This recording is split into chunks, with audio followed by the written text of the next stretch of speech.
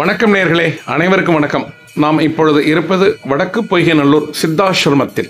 சித்தாசிரமம் எங்கு உள்ளது? நாகப்பட்டினத்திற்கு தெற்கே 3.5 கிலோமீட்டர் தூரத்தில் அமைந்துள்ளதுதான் வடக்கு பொய்கைநல்லூர் என்கின்ற கிராமம். அந்த கிராமத்தில் சித்தர் பீடம் உள்ளது என்பது யாவரும் அறிந்தது. கொரக்க சித்தர் பெருமான் இங்கு ஐக்கியமாகியுள்ளார், அதாவது அடக்கமாகியுள்ளார். இது ஜீவசமாதி பீடம் என்று அழைக்கப்படுகின்றது. அனைவரும் அறிந்த ஒன்று, அறியாதவர்கள் அறிந்து கொள்ள வேண்டியது ஒன்று. இந்த ஆசிரமத்தில் இந்த துவாஜாரகோணம், அதாவது பிரம்மோற்சவ விழா, இந்த ஆசிரமத்தினுடைய திருப்பெரும் விழாவானது ஐப்பசி பரணி விழா என்றாலும் கூட இந்த பிரம்மோற்சவம் என்பது ஒரு ஆணி மாதம் ஒரு துவிதியை திதியில், அதாவது வளர்பிறை துவிதியை திதியில் கொடியேற்றப்பட்டு பிறகு ஆடி மாதம் அந்த தேய்பிறை துவிதியை திதியில் கொடியிறக்கப்படும். ஒரு 15 தினங்கள் ஒரு மிகப்பெரிய விழாவாக நடைபெறும். இது தினந்தோறும் உபயதாரர்கள் வரிசைப்படுத்தப்பட்டு அந்தந்த நாட்களில் அந்தந்த உபயதாரர்கள் இந்த விழாவை செய்கின்றார்கள். இந்த பிரம்மோற்சவ விழாவானது இன்று கொடியேற்றம், இன்று ஒரு உபயதாரர், அதுபோல நாளை ஒரு உபயதாரர், அதுபோல ஒவ்வொரு நாளும் ஒவ்வொரு உபயதாரர்கள். ஒருவித பக்தி மனம் கமழும் இடத்தில் தான் நாம் நின்று கொண்டிருக்கின்றோம் இப்பொழுது. இது ஒரு சித்தர் பீடம். முதலில் இந்த வடக்கு பொய்கைநல்லூரின் சிறப்பை பார்ப்போம். இது குளங்கள் நிறைந்த ஊர், நீர்நிலைகள் நிறைந்த ஊர் என்கின்றார்கள். அதனால தான் பொய்கைநல்லூர் என்ற பெயர் வந்தது. வடக்கே வடக்கு பொய்கைநல்லூர், தெற்கே தெற்கு பொய்கைநல்லூர். இது வடக்கு பொய்கைநல்லூர் தான் இந்த ஆசிரமம் அமைந்துள்ளது. கோரக்க சித்தர் எல்லா நாடுகளுக்கும் எல்லா இடங்களுக்கும் சென்று இறுதியாக இந்த இடத்தில் வந்துதான் ஜீவ சமாதி அடைந்தார் என்பது ஐதீகம். கோரக்கர் எழுதிய நூல்கள் நிறைய, ஒவ்வொரு நூலினுடைய பிரகாரம் அவர் அந்த நூலில் கூட அதை குறிப்பிட்டிருக்கின்றார். கடைசி நேரத்தில் என்று சொல்வதை விட என்னுடைய மூச்சு என்பது நிற்காது, அந்த மூச்சு நிற்கும் தருணம் என்பது அது வடக்கு பொய்கைநல்லூராக இருக்கும். நான் ஜீவ சமாதி அடைவேன் என்று அந்த சந்திர ரேகையிலும் சரி அவர் எழுதிய மற்ற நூல்களை எழுதியிருப்பதாக கூறப்படுகிறது. இந்த கோரக்க சித்தாசிரமத்தினுடைய புகழ் என்று பார்த்தால் தினந்தோறும் அன்னதானம் நடைபெறும் ஒரு ஸ்தலம் என்றால் அது இதுவாகத்தான் இருக்கும். 3 வேளையும் அன்னதானம் நடைபெறும் ஒரு இடம் என்றால் அது கோரக்க சித்தாசிரமம், வடக்கு பொய்கைநல்லூரில் உள்ள ஒரு கோரக்க இந்த சித்தர் பீடம். இதில் காலை சிற்றுண்டி உண்டு, அதுபோல் மதியம் அறுசுவை அன்னதானம் உண்டு. அதுபோல் இரவும் ஒவ்வொரு வீட்டிற்கும் சென்று அன்னக்காவடி சுமந்து சென்று உணவு சேகரிக்கப்பட்டு வந்து இரவு பூஜை 8:30 மணிக்கு இங்கு சித்தருக்கு அந்த படையல் செய்வார்கள். படையல் செய்யப்பட்டு அந்த உணவை பக்தர்களுக்கு பரிமாறுவார்கள். அது அந்த உணவு ஒரு மருந்து போல, அதை உட்கொண்டால் நோய்கள் எல்லாம் தீரும் என்பது ஐதீகம். அதனால் வெளியூர்களில் இருந்தெல்லாம், இன்னும் வெளி மாநிலங்களில் இருந்தெல்லாம் இங்கு பக்தர்கள் வந்து அந்த இரவு நேரத்து உணவை உட்கொள்வார்கள் என்கின்றார்கள். இது துவாராஜகம் செய்யப்பட்ட கொடி. இன்று மிக அற்புதமான ஒரு நேர்த்தியான ஒரு அருமையான ஒரு அனைத்து மக்களும் ஒன்று கூடி இங்கு நிற்கும் காட்சியை நாம் பார்த்து கொண்டிருக்கின்றோம். இன்றைய தினம் திவிதியை திதி மற்றும் பூச நட்சத்திரம், ஆணி மாதத்தில் பூச நட்சத்திரத்தில் துவாராஜாரோகணம் நடைபெறும் என்கின்றார்கள். அதுபோல் மிக ஒரு அற்புதமான ஒரு ஸ்தலம். இந்த ஸ்தலத்திற்கு வரவில்லை என்றால் நீங்கள் அவசியம் நீங்கள் வந்து பார்த்தால் நீங்கள் ஆச்சரியப்பட்டு, முன்பே நான் சொன்னது போல் ஆச்சரியப்படும் அளவிற்கு இங்கு ஒவ்வொரு நிகழ்வும் இருக்கும் என்பதில் எந்த விதமான சந்தேகமும் இல்லை. சித்தர் பிரான் பல ஊர்களுக்கும் பல நாடுகளுக்கும் சென்று இறுதியாக வந்த இடம்தான் இந்த வடக்கு பொய்கைநல்லூர். இந்த வடக்கு பொய்கைநல்லூர் இறைவன் சங்கல்பம் கிடைத்த ஒரு இடம் என்கின்றார்கள். இந்த வடக்கு பொய்கைநல்லூரில் தான் தன்னுடைய மூச்சு நிற்கும் என்று முன்பே அவர் கோரக்கர் எழுதி வைத்ததாகவும் கூறுகிறார்கள். அப்படி ஒரு அருமையான ஒரு ஸ்தலம்தான் இந்த வடக்கு பொய்கைநல்லூர். இதுதான் சித்தர் பெருமானின் கருவறை, அதாவது மூலஸ்தானம். இதுதான். அங்கு என்ன இருக்கும் என்றால் அகல் விளக்கு இருக்கும், அதுபோல் அவருடைய பாதம் இருக்கும். அவருடைய பாதத்தை அலங்கரித்து வைத்திருப்பார்கள். இந்த இடத்தில் நாம் பார்த்து கொண்டிருக்கின்றோம். இதுதான் அந்த கருவறை. இது அதற்கு முன்னே உள்ள ஒரு கொடிமரம். இது இந்த கொடிமரத்தில் விநாயகர் ஸ்தூபி ஒன்று அமைத்திருப்பார்கள். உணவிற்கு பஞ்சம் இல்லாத ஊர் இந்த வடக்கு பொய்கைநல்லூர். அதற்கு காரணம் அந்த இறைவன், அந்த கோரக்கர் பெருமானினுடைய பேரருள் என்று கூறுகிறார்கள்.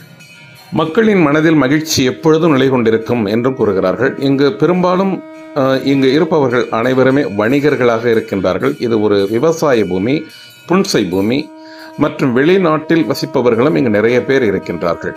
பசி என்று வரும் மக்களுக்கு உணவு படைக்கும் மக்கள் வசிக்கும் ஊர் என்று இந்த ஊரை புகழ்கின்றார்கள். இந்த ஊர் மக்களுக்கு இந்த ஊரின் புகழ் தெரியவில்லை என்று வெளியூர் வாசிகள் சொல்வதை நாம் கேட்டிருக்கின்றோம். சர்வ மதத்தினரும் இங்கு வந்து வழிபடலாம் என்பது ஒரு மிகப்பெரிய சிறப்பு. அதுபோல அனைத்து மதத்தினரும் இங்கு வருகின்றார்கள். இங்கு சித்தர் பிரானை வணங்கி செல்கின்றார்கள். தங்களுடைய வேண்டுதல் நிறைவேறி அவர்கள் காணிக்கை செலுத்துகிறார்கள். இந்த ஊர் மக்கள் 5 ஆண்டுகளுக்கு ஒரு முறை இந்த கோவிலினுடைய நிர்வாக அறங்காவலரை தேர்ந்தெடுக்கின்றார்கள். இப்பொழுது கூட இந்த அறங்காவலராக இருப்பவர் ஒரு முன்னாள் வேளாண் துறை அமைச்சர் திரு ஜீவானந்தம் என்பவர் தான் இப்பொழுது அறங்காவலராக இருக்கின்றார். அவருக்கு முன்பு நிறைய இந்த ஊரின் பிரபலஸ்தர்கள் நிறைய பேர் அறங்காவலர்களாக இருந்திருக்கின்றார்கள். அவர்களுடைய ஒத்துழைப்பு, அவர்களுடைய கடினமான உழைப்பே இந்த ஆசிரமத்தை இந்த அளவிற்கு உயர்த்தியிருக்கின்றது எனலாம். அவர்களின் அயராத பணி ஒரு அசாதாரணமானது. அவர்களுடைய கடினமான உழைப்பு இல்லை என்றால் இந்த ஆசிரமம் எந்த அளவுக்கு வளர்ந்திருக்கின்றது என்கின்றார்கள். இந்த ஊரின் மக்களினுடைய ஒத்துழைப்பு மற்றும் அவர்களுடைய பக்தி, இந்த கோரக்க சித்தரின் மேல் அவர்கள் கொண்டிருக்கும் அன்பு, ஒரு அலாதி பக்தியே இந்த ஆசிரமத்தை இந்த அளவுக்கு உயர்த்தியிருக்கின்றது என்கின்றார்கள். இந்த ஆசிரமத்தின் பிரதானமே பசி அறு. அதாவது பசி அறு என்றால் பசியை போக்குதல். வரலாறு சொன்னது போல இந்த ஊரில் இந்த ஆசிரமத்தில் பசி போக்குதல் ஒன்றே ஒரு பிரதானமான செயல் என்கின்றார்கள். தங்க முலாம் பூசப்பட்ட அந்த கூரைகள் வேய்ந்த கருவறை அது. இது ஐயாவினுடைய கருவறையை சுற்றிலும் தங்க முலாம் பூசப்பட்ட அந்த ஓடுகள், அதாவது ஒரு வெண்கல தகட்டில் தங்க முலாம் பூசப்பட்டு அதில் வேய்ந்திருக்கிறார்கள். இது ஒரு தனியார் மற்றும் கோவில் நிர்வாகத்துடன் இணைந்து ஒரு செய்யப்பட்டதாக கூறப்படுகிறது. ஒரு உபயதாரர் அல்லது இந்த ஊர்க்காரர் தங்களுடைய பொருட்செலவில் கோவிலுடன் இணைந்து, அதாவது நிர்வாகத்துடன் இணைந்து செய்யப்பட்டதாக கூறப்படுகிறது. மிக அருமையான, பார்ப்பதற்கே மிக பொலிவாக, ஒரு நேர்த்தியாக அந்த விளக்குகள் எரியும் பொழுது ஒரு மிளரும் தன்மை கண்களை பறிக்கும். இது பார்ப்பதற்கே மிக அழகாக இருக்கும் என்கின்றார்கள். அதுபோல் இது கூடம் மிகப்பெரிய ஒரு கோவிலாக உருவாகி இருக்கின்றது. அதாவது ஆலயமாக அல்லது ஆசிரமமாக உருவாகி இருக்கிறது என்று கூறலாம். ஆரம்ப காலத்தில் இந்த ஆசிரமமானது ஒரு சிறிய ஒரு அளவில் தான் இருந்தது. ஒரு கோவில் போல, ஒரு சிறிய கோவில் போல இருந்தது. இப்பொழுது மிகுந்த ஒரு பரந்த இடத்தில் இது அமைக்கப்பட்டுள்ளது. அதுபோல் 18 சித்தர்களினுடைய படங்கள் ஆங்காங்கே வைத்திருக்கின்றார்கள். 18 சித்தர்களும் அவருடைய பெயர் தாங்கிய அந்த படங்கள் இங்கு உண்டு.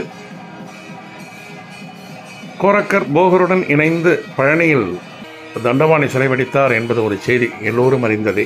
அந்த போகரினுடைய படமும் இதில் உண்டு. அதுபோல 18 சித்தர்களும் ஒவ்வொருவருடைய பெயரும் இதில் எழுதியிருக்கும். இது ஒரு கண்கொள்ளா காட்சியாக இருக்கும். இந்த ஆசிரமத்திற்கு உள்ளே வரும்பொழுதே ஒவ்வொரு பக்தருக்கும் அந்த பக்தி நெறி, அந்த பக்தி ஒளி, அந்த நெற்றியில் ஒரு சுடரொளி வருவதற்கு ஏதுவாக ஒரு சூழ்நிலையே ஒரு பக்தி மார்க்கமாக அமைத்திருக்கிறார்கள் என்று கூறலாம். மீண்டும் நாம் இப்பொழுது அந்த கருவறையை பார்க்கின்றோம். அங்கு பக்தர்கள் அனைவரும் சித்தரை வணங்கி கொண்டிருக்கின்றார்கள். கொடி ஏற்றப்பட்டு சித்தருக்கு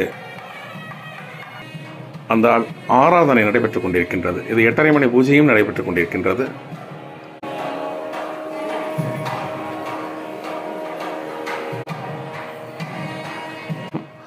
அடுத்து நாம் இப்பொழுது மிக முக்கியமான ஒரு இடத்தை பார்க்க போகின்றோம். அது தியான மண்டபம். இடப்புறத்தில் உள்ளது. வாருங்கள் செல்வோம். இப்பொழுது நாம் பார்ப்பது ஒரு முக்கியமான ஒரு இடம். இது அந்த ஆசிரமத்திற்கு இடதுபுறம் அமைக்கப்பட்ட ஒரு தியான மண்டபம். இது